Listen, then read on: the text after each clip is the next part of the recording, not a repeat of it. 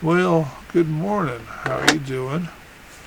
I just had to stop and get the computer over there doing uh, rendering a movie. I had to edit it and all that stuff. So at least this way, with two computers, I can do the recordings on one and then edit while I'm talking on the other.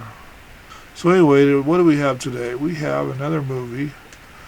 Bruce Willis starred in, and since I like Bruce Willis, you know that I've got all the series. So it's Die Hard 2. This is another Christmas movie, Christmas Eve movie. So anyway, this one's different. We're not in L.A. this time. They're in New York City at the airport because his wife's flying in, same woman as last time, and it's funny because he's trying to pick her up at the New York City airport, and everybody's against him on this one. And so his car gets impounded by the local state police because he parked in a loading zone. He went in and looked for his wife, and she wasn't there because she was delayed by the weather and too much traffic. So they're slowing down traffic in the air. Then a little ways into the movie, a commando group comes in and takes over a church on the outside of the airports and taps into all the airport systems so they can take control over the airport. And when they do, they start circling all the airplanes and keep them up, and then they crashed one airplane to make a point, and John McClane, or Bruce Willis, is running around the airport trying to figure out what's going on. And when he does finally, I gotta get rid of that too. I look fat in these videos, so I gotta get skinnier or hide it. Anyway, so he actually runs around the airport and figures it out, and he finds a maintenance shed at the other end of the airport and runs through the maintenance tunnels under the airport. So I guess this movie confirms the theory that there are tunnels under the airport in New York City for the conspiracy theorists. But we'll see what happens there. That's kind of funny that they're doing that. Then he runs around and figures this whole thing out before the police do. He tries to warn them several times, and they don't listen. And it's playing Christmas music all the time, and it's Jingle All the Way, and it's kind of a fun movie. I don't see Arnold Schwarzenegger's name in the list this time. I see Bruce Willis, but it's a Bruce Willis movie, so he should be in it. Arnold Schwarzenegger's not in it this time. He was off doing something different, I bet. Anyway, so John McClane's wife is up in an airplane and being circled, so he's running around trying to save her again.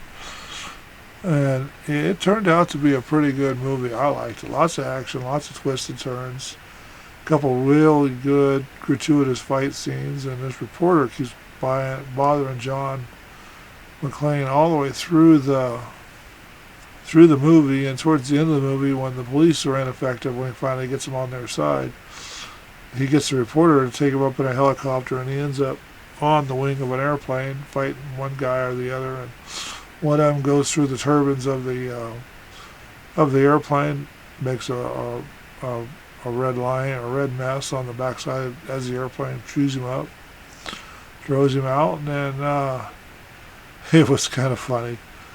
He finds at just about time the other guy comes out. He finds the gas nozzle at the front of the plane, which they're not normally there. They're on top, but front of the wing this time, and he has the door open, and he has a hand on the nozzle. So when he pulls the thing out, the cap will come off.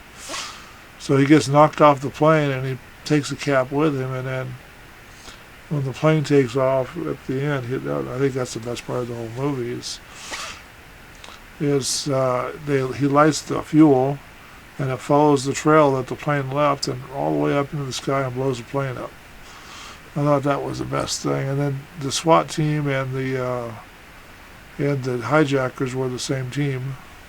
So another twist. And this is another one you can watch it all the time, over and over. And there'll be lots of small things, and you can find artifacts in this movie. I saw 4 this time around. So that's a pretty good setup. You can go look for the artifacts, tell me what they are, just leave it in the comment section. No cheating. Go look at the other channel and find out what I'm talking about the artifacts about. But this movie was put out by 20th Century Fox. It was released on July 4th, 1990. It ran for 124 minutes, United States English. They spent 62 to 70 million on it, so we'll just say 70 million. And it made 240 million at the box office because it already had the first movie advertising for it. And this isn't one of those movies that the first one was better than the last one, and the last one was better than the first one. They're both about the same. They're just totally different movies. Under the same name. Yeah, coffee. I should get cups that I'm advertising and put them in there instead of just the cup that I normally use. So I'm pretty sure if these reach you, you're going to want to buy the cup. And I don't want to be advertising for somebody that I'm not making money off of, so I should get a coffee cup that is less recognizable. And they used Boeing 747s in this one. Same plane as Air Force One or 2. Anyway, so like I said, I like this movie. It's another rated R film, by the way, and it's one of the part of the collection that I've got. Yeah, and it's just one of those fun movies that you got to watch over and over again because you got to see the differences, and maybe you miss something in the first time around, and you never know. It's kind of one of those movies that is something you got to watch over and over again. It's not one that you can watch once and then every time you watch it again, it's boring. You already know what's going to happen. Well, this one you know what's going to happen, but there's so much going on in the film that every time you watch it, it surprises you with something new.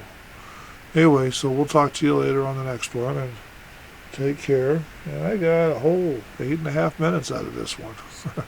Not doing very long. That's about average. Anyway, bye now.